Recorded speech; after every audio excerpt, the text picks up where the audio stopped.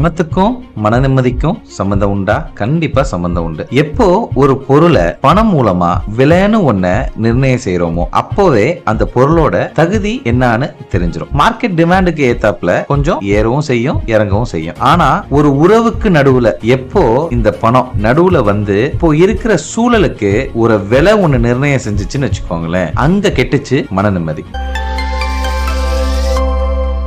வாழ்க்கை என்பது நம்மளால ஒரு முறை தான் வாழ முடியும். அந்த வாழ்க்கையில மனுஷனை உறவுகளால மட்டும் நிர்ணயம் செய்யுங்க. அவங்கள்ட்ட இருக்கிற தகுதி, பணம், சொத்து இது எல்லாத்தையும் முன்னாடி வச்சு நம்ம நிர்ணயம் செஞ்சோம்னா நம்ம கண்ணை அது மறைச்சு அவங்க கிட்ட இருந்து உங்களுக்கு எது தேவை என்பதையும் அவங்களுக்கு உங்களால எது தேவை என்பதையும் கண்களால தெளிவா பார்க்க முடியாது. பிறரிடம் இருந்து பெறுவது இல்லை, கொடுப்பதே நிம்மதி என்ற உண்மையும் தெரிய வரும். அதை அறியும் காலம் விரைவில் வர கேளுங்கள் இறைவனை. Praise the Lord.